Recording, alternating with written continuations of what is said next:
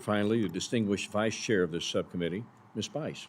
Thank you, Mr. Chairman, and thank you, Administrator, for being with us this morning.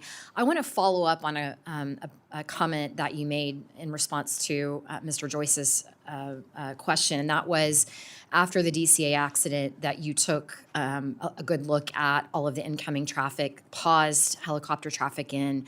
But subsequent to the accident, there was another incursion, or close call, I should say, I'm sorry, not an incursion, a close call that happened with 2 aircraft leaving DCA. Interestingly enough, I was on the tarmac and saw that happen. So my question to you is, do you believe that you are able to effectively communicate with DOD on traffic, military traffic coming in and out of the DCA airspace? I do believe we have a very good communication link with our Department of Defense partners. I would also say they're not flying right now because we are revisiting the letter of authorization that we have going. Unless it's a mission critical operation. Who defines mission critical?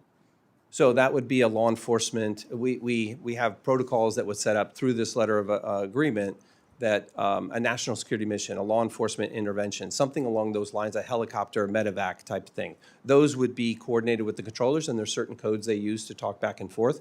But in terms of what we'll call priority transport or some of the other more routine activities that the Army was conducting, we've shut those down until such time as we're comfortable with kind of what we'll call new rules of the road. And you do believe that the airspace in DCA is safe? Absolutely. Okay. Earlier, we talked about the Mike Maroney Aeronautical Center. When I was elected in 2020, that was actually in my congressional district. It is now not after redistricting, but I'm very conscientious of what happens in that at that facility. One of the things that surprised me is the length of time it takes to actually get an air traffic controller into a tower. They apply, they have to have an initial screening, then they have to do testing, then there's a medical evaluation. This process takes some time. And the one thing that surprised me the most is how long the medical eval can take. Can you talk a little bit about what you're doing to address that specifically?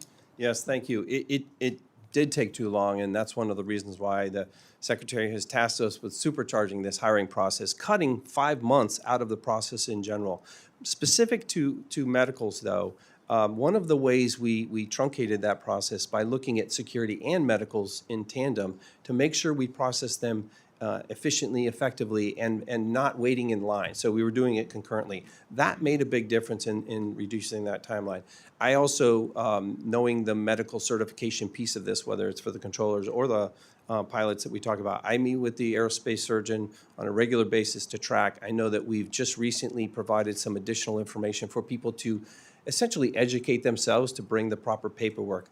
But I would say that it's over 90% of the people that come in, they get that medical certificate when they walk out. And that's a real tribute to, again, the Secretary and the team that's put an emphasis on this. Let's talk about air traffic controllers for a moment. Certainly, you've talked about the increase in hiring, which we all agree is necessary. So there are people that are, maybe want to leave the profession because they've been in it for many, many years, and it's a high-stress position, a lot of expectation. It's a zero failure mission. Can you talk a little bit about the overtime that has been potentially placed on air traffic controllers, particularly at larger airports, due to maybe shortages, and how that's impacting their ability to, maybe longevity in that role? So I work very closely with the Controller Union President. We have a number of engagements to basically keep a finger on the pulse for the health and the welfare of the controllers themselves. There are indeed facilities that require overtime simply because of staffing and making sure that we do that. At the same time, we have a number of safety reporting systems in place that if someone is feeling that stress or someone needs that time off, we allow that person to take that time. So we're very focused on kind of the safety, the health, and the welfare of the controllers themselves. As it relates to kind of additional staffing, that's part of what we're going through here with hiring new controllers. And in those facilities that are most critically staffed, prioritizing them for controllers that can come in and kind of hit the ground running. Thank you for that.